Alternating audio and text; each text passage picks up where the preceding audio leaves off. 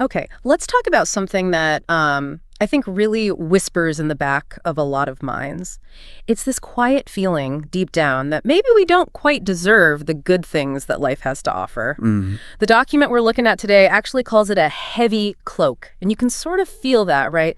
Settling for less, maybe even subtly messing things up for ourselves when they start going well. Yeah, that self-sabotage piece is huge.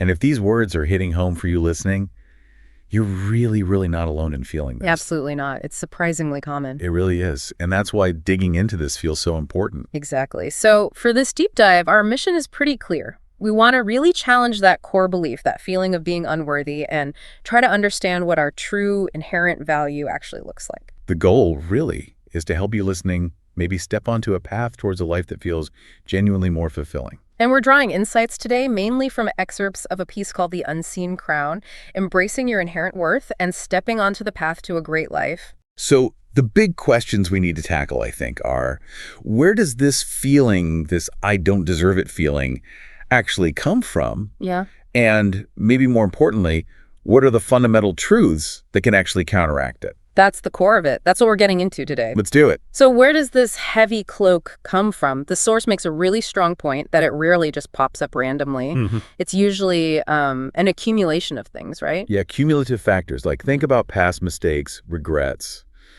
those things we carry around. The document points out how easily those can sort of harden into this persistent guilt or shame. And we start telling ourselves this story, like because I did X bad thing, I don't deserve Y good thing. Is such a powerful internal narrative. It really is a self-imposed cage almost. And it's not just our own stuff, is it? The source brings up, the impact of maybe a really critical upbringing or being in relationships that were damaging, that constant negativity. Oh, absolutely. Hearing those put downs over and over, especially when you're young, they get internalized. You start believing they're the truth about who you are. Yeah, those external voices kind of become the script for our own inner critic later on. Exactly. And then layer on top of that, the whole social media landscape we live in now, we're constantly seeing these super curated versions of everyone else's lives. Right, the highlight reels. Yeah.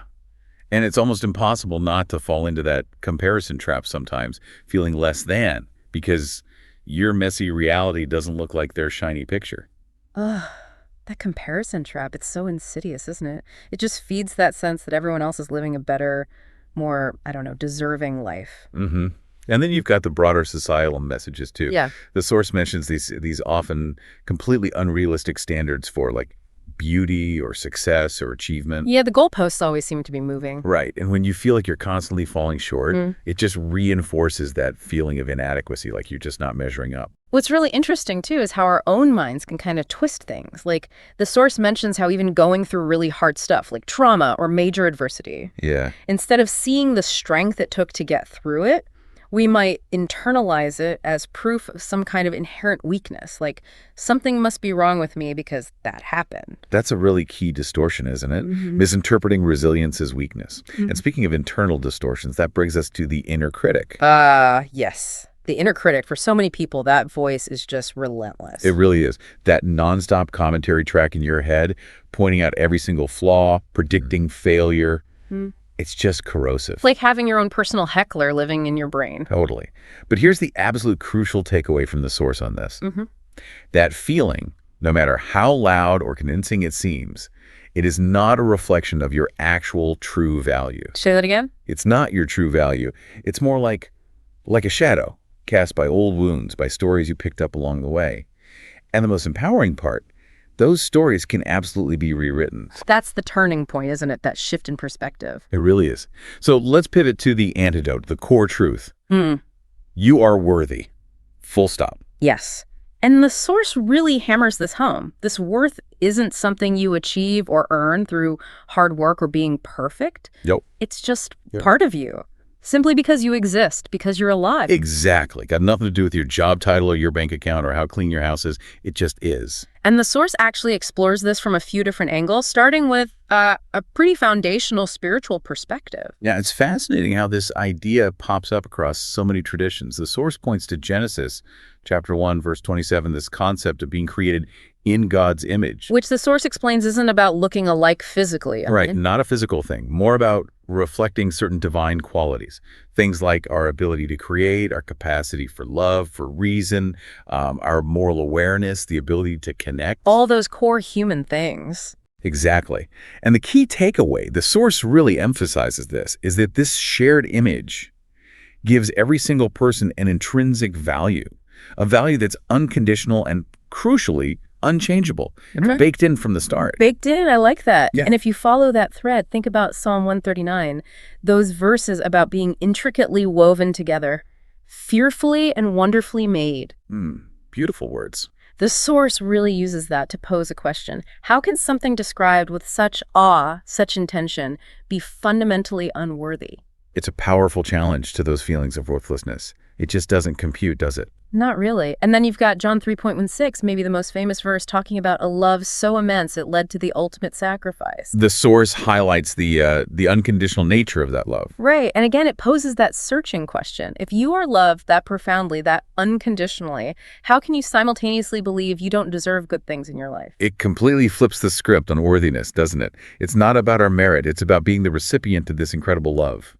And Jesus himself talks about it in Matthew, comparing our value to sparrows, which, the source reminds us, were like super common everyday birds back then. Right. Not exactly exotic creatures. Exactly. And Jesus' point is clear. Your value as a human being far, far outweighs any value based on how useful you are or what your status is. It's such a grounding comparison. Your worth isn't tied to what you produce or achieve. It's just inherent. So to wrap up the spiritual angle, the source basically says your worth is a gift. It's your birthright woven into you by a loving creator. You can't earn it. And this is key. You can't lose it. It's indelible. But it's also really important to see that this idea of inherent dignity isn't just a religious concept. The source makes a point of discussing secular viewpoints too. That's right. It mentions that inherent human dignity is actually a cornerstone of modern ethics and human rights law. Yeah, thinkers, philosophers, humanists, they argue for this intrinsic value just based on the fact that we're human, period. Regardless of your background, your abilities, your successes, your failures, none of that cancels out your basic worth. So what's the basis for that viewpoint then? Often, it comes down to our shared human capacities. You know, our ability to be conscious, to feel things, to reason, to connect with each other. These fundamental aspects are seen as the foundation for our dignity and our right to a good life. So whether you approach it spiritually or secularly, the conclusion seems to be the same. We are inherently worthy. Right. But the source then asks a really practical question. Okay, so we're worthy.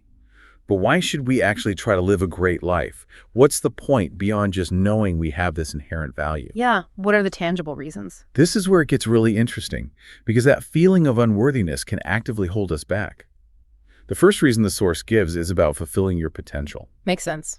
If you feel unworthy, you probably hide your talents, right? You think, oh, I'm not good enough, or who am I to do this? Exactly. You dim your own light, as you said earlier. But embracing your worth gives you permission to actually explore what you're capable of, to express those gifts, which, benefits you, but also potentially benefits the world around you. That's a big one. And then there's just the basic human need for joy and love. The source points out these are fundamental parts of being human. But if you feel undeserving, you might unconsciously push them away. Like you don't allow yourself to feel happy, or you sabotage relationships because you don't feel you deserve that connection. Yeah. But things like joy, love, peace. The source stresses these aren't rewards for being perfect. They're just part of full life, available to all of us, regardless of how worthy we feel right now. Okay, so potential, joy, love. What else? Well, breaking negative cycles. This is a really insightful one.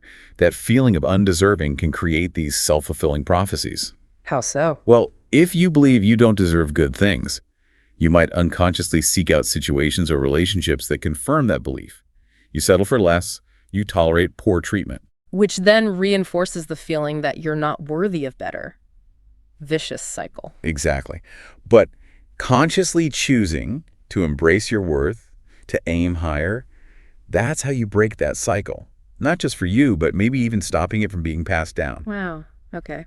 What's next? Contribution. Yeah. The idea that every single one of us has something unique to offer the world, some perspective or talent. But unworthiness makes you shrink back, right?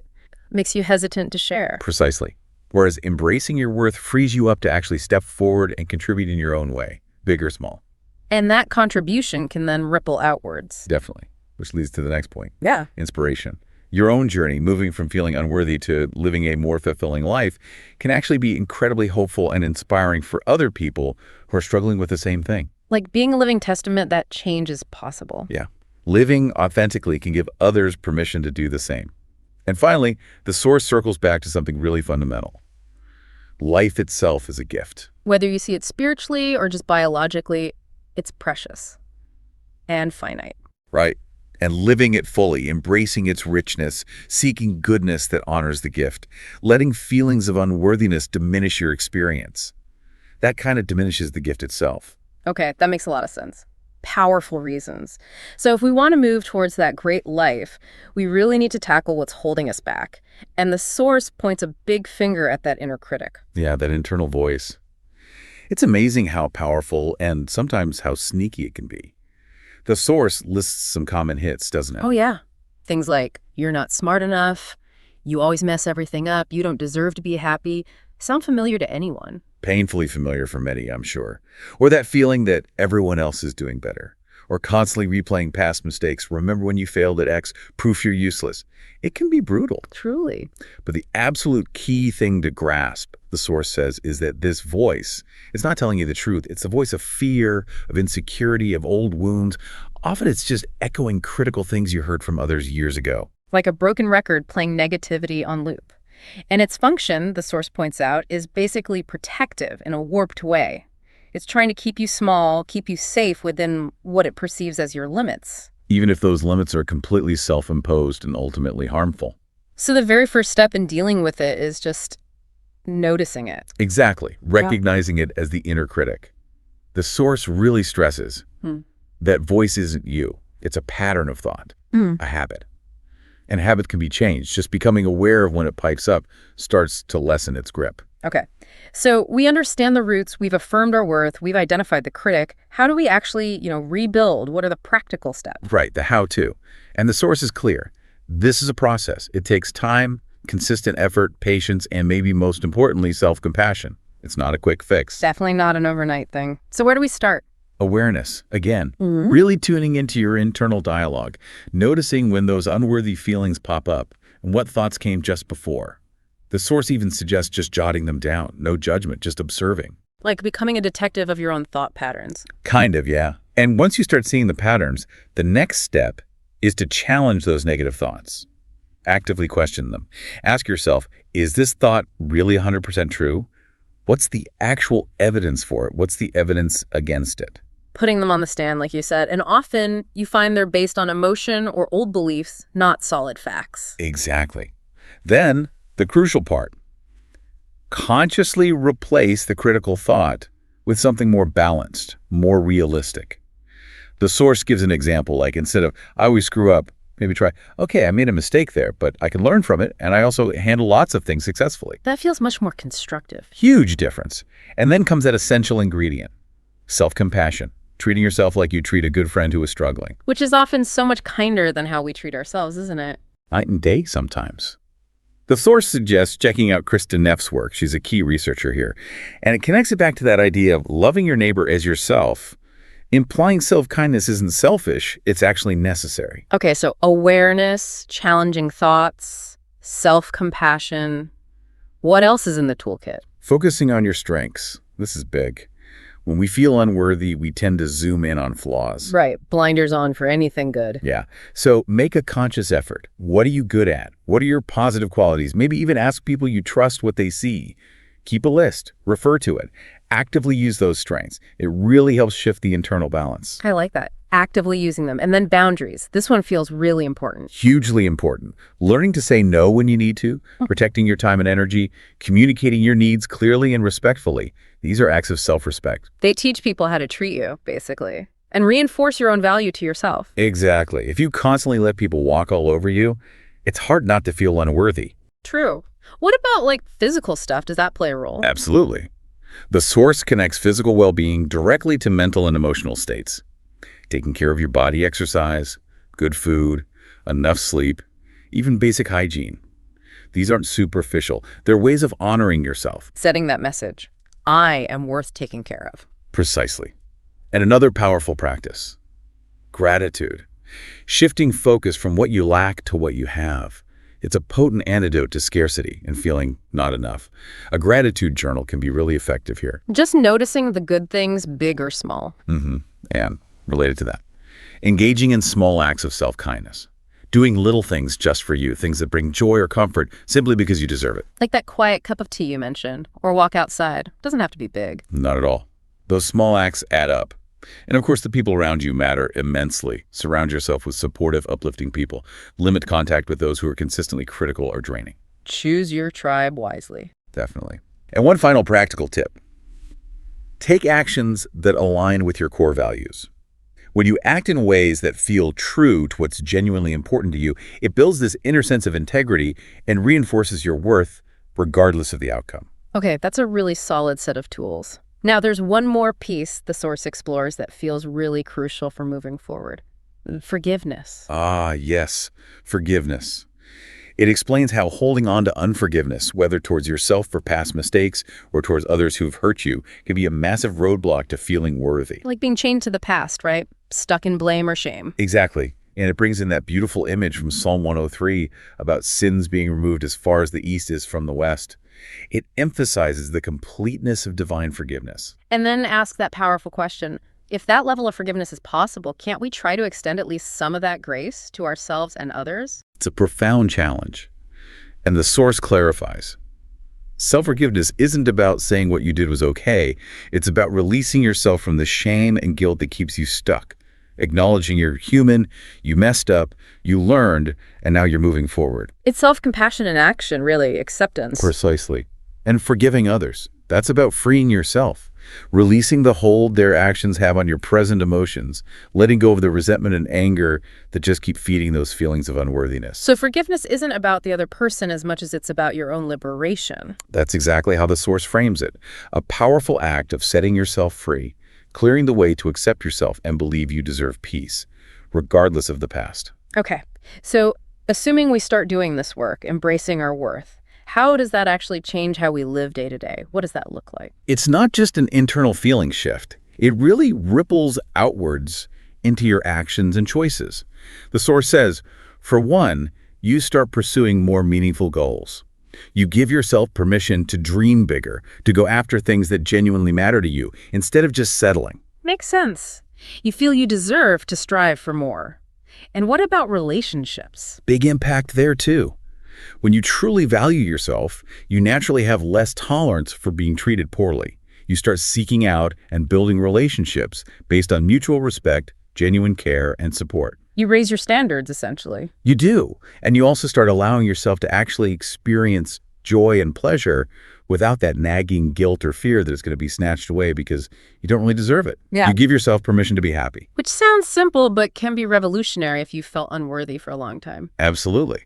And you become more willing to contribute your unique gifts. That confidence we talked about grows, making you more inclined to share your talents and perspectives. Less hiding, more sharing. And when challenges hit, because they always do, you navigate them with more resilience.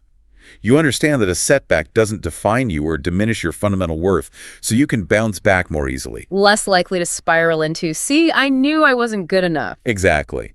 And ultimately, all of this leads to living more authentically. Less need to wear masks or pretend to be someone you're not, just to get approval.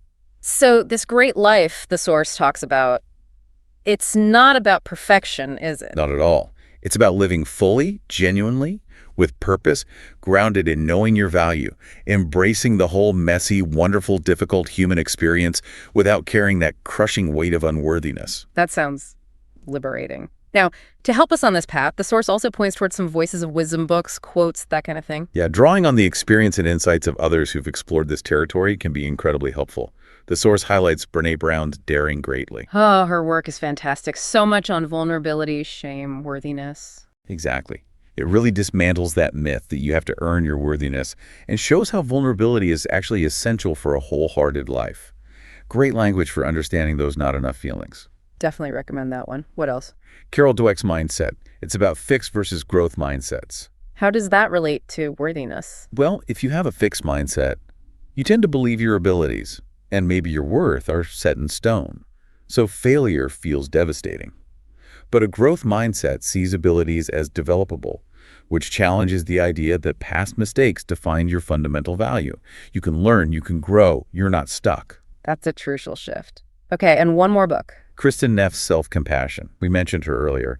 Her book really breaks down what self-compassion is: kindness to self, recognizing calming humanity, mindfulness, and gives practical ways to cultivate it. Which is key for quieting that inner critic and feeling more deserving. Absolutely. And then there are some powerful quotes the source shares, like little anchors. Yeah, sometimes a single sentence can just click things into place. Like Rumi saying, our task isn't to seek love, but to find the barriers within ourselves that we've built against it. It implies love and worthiness are natural, and it's our own stuff getting in the way. Wow, that's profound. Or Carl Rogers. Yeah. The curious paradox is that when I accept myself just as I am, then I can change. It hits that point that real change comes from acceptance, not beating ourselves up. So counterintuitive, but so true. And Sharon Salzberg, just point blank, you yourself, as much as anybody in the entire universe, deserve your love and affection. Just a direct hit of affirmation. Can't argue with that. Then Oprah.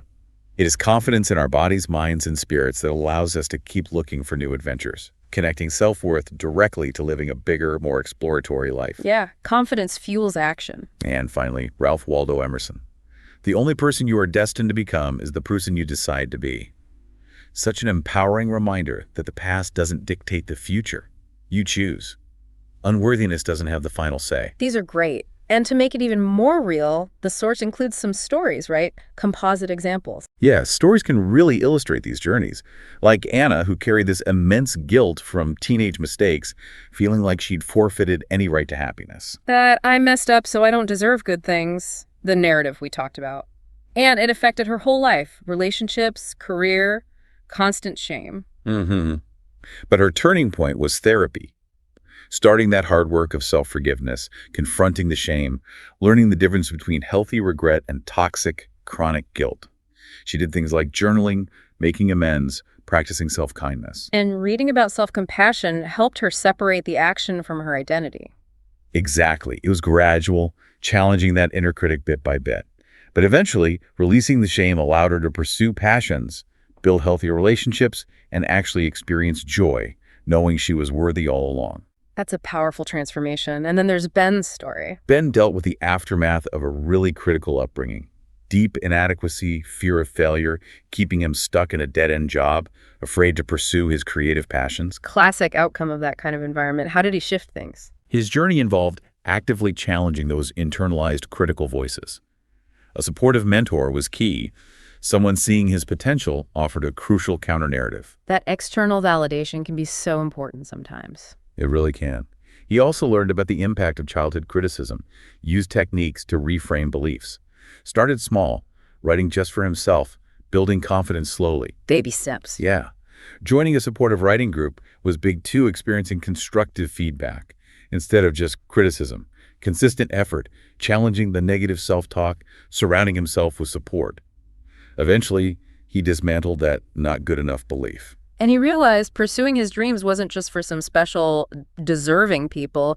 It was for him, too. Exactly. Both stories show it's a journey, often involving internal work and changing external circumstances or support systems. Okay, so as we wrap up this deep dive, let's circle back to the absolute core message. That belief, that feeling that you don't deserve a good life, it's a powerful lie.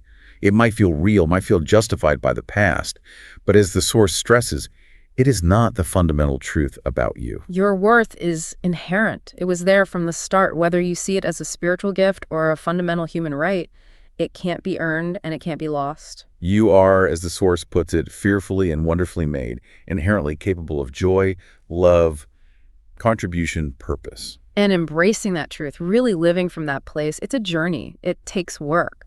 Challenging the critic, practicing self-compassion, setting boundaries, forgiveness. All those things we talked about. It's about consciously, intentionally replacing that old narrative of unworthiness with the truth of your inherent value, day by day. Remember the wisdom we touched on, the books, the quotes, the stories. Know that your capacity for growth is immense. And remember the ripple effect, too. As you start to own your worth and live more fully, you give others permission to do the same. It benefits everyone. The source uses this lovely metaphor near the end, the unseen crown. That invisible crown of inherent worth, dignity, potential placed on you at birth. Our invitation to you listening is just to acknowledge that ground, recognize it's there, stand a little taller, wear it with grace and confidence. Because that path to a great life, it's not blocked off. It's not reserved for others. It's yours, waiting for you to step onto it with courage, knowing deep down that you are absolutely unequivocally worthy. Simply because you are you. So maybe as you go about your week, just take a moment, reflect on that unseen crown, and maybe think about one small thing, just one tiny step you can take to start honoring your own inherent worth.